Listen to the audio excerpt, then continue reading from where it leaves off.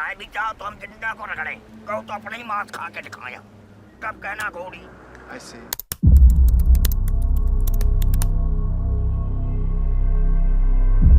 The fire crackles. Smoke coils into the air. And beneath it, on a spit, a body roasts. The skin blisters, the fat drips, the air fills with the scent of cooked flesh. Around the fire, the family weeps. Some are silent, their faces carved in grief. Others choke on sobs as they chew, swallowing the very body of their loved one. This is no myth. No invention. It is the reality of ritual cannibalism.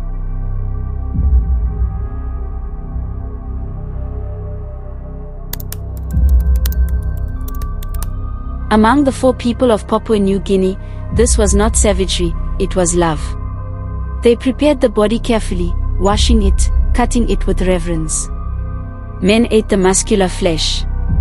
Women and children often consumed the softer organs and the brain, scooping it out with trembling hands. To them, worms and soil were enemies. The body should not rot. It should be taken inside the family, where the soul would live on.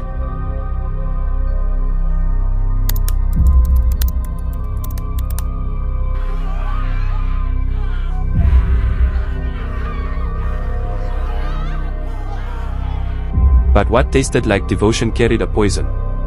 In the 1950s, the 4 began to die in waves. At first, it was trembling. Then spasms, uncontrollable laughter that rang out like madness in the night. Finally, paralysis and death. The disease was called Kuru. When scientists examined the corpses, they found brains riddled with holes, like sponges. The culprit, prion, twisted proteins that corrupted the mind from within. The very act of love, the eating of the brain, was the infection's perfect weapon. Children ate their mothers. Mothers ate their children. And both followed each other into the grave.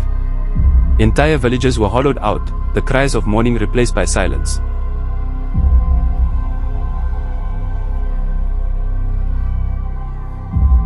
The evidence is undeniable.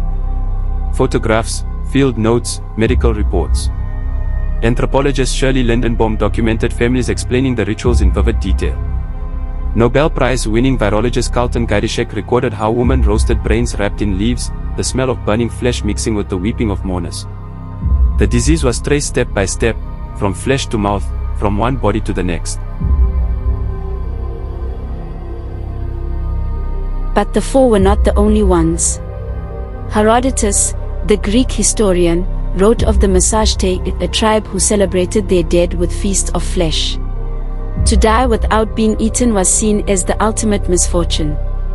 Though some have doubted his tale, archaeological digs across Eurasia have unearthed bones scraped with knife marks, cracked for marrow, or charred from fire. Flesh boiled, bones broken, the dead consumed. Was it myth, or a truth too unsettling for history to accept?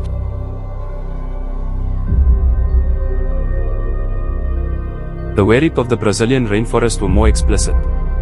When someone died, their body was roasted, the fat dripping into the flames, the stench coating the village.